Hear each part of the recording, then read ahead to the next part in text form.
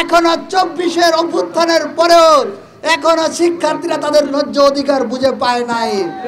ডাকসু নির্বাচনের রোডম্যাপ আরো আগে ঘোষণা করার কথা ছিল, কিন্তু এখনো সেটি ঘোষণা করা হয় না, এবং কি ডাকসু নির্বাচনের রোডম্যাপ ঘোষণা করার যে সূচনা সেটাও আমরা লক্ষ্য করছি না। আমরা শুনতে পাচ্ছি কোনো প্রশাসনিক কর্মকর্তা, আমরা নাম বলবো না, তারা ডাকসু নির্বাচন পিছিয়ে দিতে কলকাঠি নাড়ছে। আমরা স্পষ্ট ভাষায় হুঁশিয়ারি করে বলতে চাই, আপনারা সাবধান হয়ে যান। যদি ডাকসু নির্বাচনের রোডম্যাপ পিছিয়ে দিতে কোনো ধরনের টালবাহানা করেন, আপনাদের পদত্যাগের দাবিতে শিক্ষার্থীরা আন্দোলনে চলে আসবে।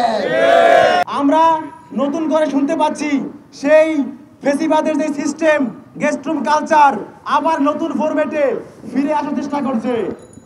যে বা যারাই এই ধরনের চেষ্টা করছেন তাদেরকে আমরা বলতে চাই, আপনাদের মনে থাকার কথা, এই তো মাত্র কয়েকদিন আগে যাদেরকে আপনারা সাধারণ শিক্ষার্থী বলে থাকেন, যাদেরকে আপনারা মনে করেন ওই বারবিকিউ খাওয়ানোর মাধ্যমে কিনে নিতে পারবেন, তারাই দেখিয়েছে কিভাবে এই ধরনের অপকর্মকারীদেরকে প্রতিহত করতে হয়। জুলাই অভ্যুত্থানের মাধ্যমে আমরা তখনই এই যে ফ্যাসিবাদের সিস্টেম, ছাত্রলীগের সিস্টেম এর কবর রচনা করেছি।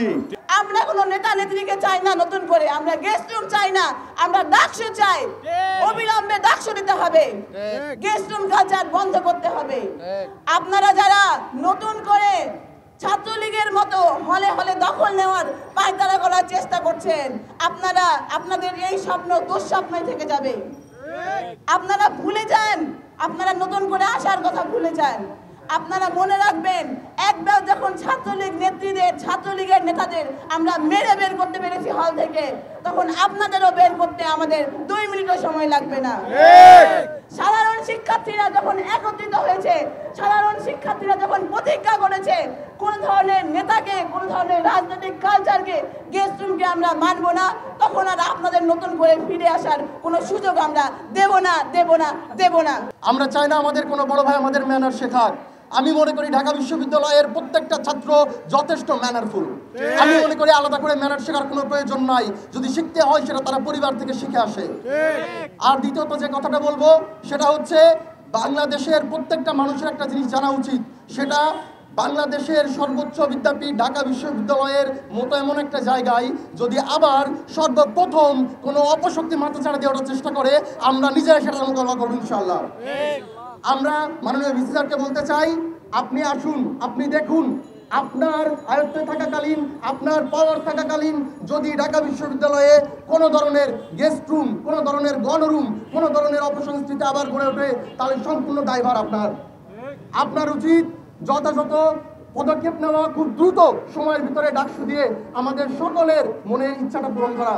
ডাকসু নির্বাচন দেরি করার ফলে আমাদের হলগুলোতে গণরুম, গেস্ট রুম নতুন রূপে ফিরে আসা শুরু করেছে। আজকে যদি আমরা গেস্ট রুম, গণরুমকে কবর দিতে চাই, তাহলে আমাদেরকে ডাকসু দিতে হবে। আজকে যদি ডাকসু না দেওয়া হয়, তাহলে ঢাকা বিশ্ববিদ্যালয়ের পড়াশোনার মান কোনোদিন উন্নত হবে না।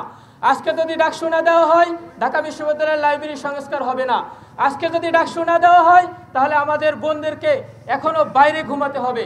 আজকে যদি ডাকসু না দেওয়া হয়, তাহলে আমার ভাইকে সলিমুল্লাহ হলের মাঠে ঘুমাতে হবে। আজকে যদি ডাকসু না দেওয়া হয়, তাহলে মেয়েদেরকে যে 2টি হল বরাদ্দের কথা দেওয়া হয়েছে, সেটা শুধু কথাই দেওয়া থাকবে, সেটা কোনোদিন বাস্তবায়নের রূপ দেখবে না। ডাকসুর উদ্দেশ্যই হচ্ছে শিক্ষার্থীদের অধিকার অর্জন, শিক্ষার্থীদের যৌক্তিক দাবি, যৌক্তিক অধিকার আদায়ের জন্যই ডাকসু বা বাংলাদেশের কলেজ বিশ্ববিদ্যালয়ের যে ছাত্র সংগঠনগুলো আছে সেইগুলোর নির্বাচিত প্রতিনিধিরাই কাজ করে থাকে। ডাকসুর উদ্দেশ্য হচ্ছে ছাত্রদের অধিকার অর্জন। আপনারা ইতিমধ্যে অবগত হয়েছেন, সাধারণ শিক্ষার্থীদের যে ঘুমের অধিকার, পড়ার অধিকার, সেইটাকে ছিনিয়ে নেওয়ার জন্য অপচেষ্টা চলছে। আপনারা অবগত হয়েছেন, ছাত্রদেরকে রাত 11টার সময় ডেকে ডেকে বলা হচ্ছে, এই 23-24 সেশনের কে আছো, রাত 11টার সময় শীতের দিনে ঘুম থেকে তুলে ঘুমের অধিকার নষ্ট করার অধিকার আপনাদের কে দিয়েছে? আপনারা এই ধরনের ছাত্র বান্ধব কোনদিন হয়েছেন? এটা কখনোই ছাত্র বান্ধব লক্ষণ হতে পারে না। আমরা ঢাকা বিশ্ববিদ্যালয়ের শিক্ষার্থীরা হুঁশিয়ার করে বলে দিতে চাই, আর যদি কোনো নব্য ফ্যাসিবাদ আমাদের উপর গণরুম, গেস্ট রুম কিংবা ভাই পলিটিক্স প্রটোকলের নামে গোলামের চিন্দির শিক্ষার্থীদেরকে আবদ্ধ করার চেষ্টা করে, তার যোগ্য জবাব শিক্ষার্থীরা দেবে। আবারও আমরা রাজপথে নেমে আসবো, প্রয়োজনে আবারও রক্ত দেব, তবুও কোনো ধরনের গোলামি কিংবা গেস্ট রুম কালচারকে শিক্ষার্থীরা মেনে নেবে না।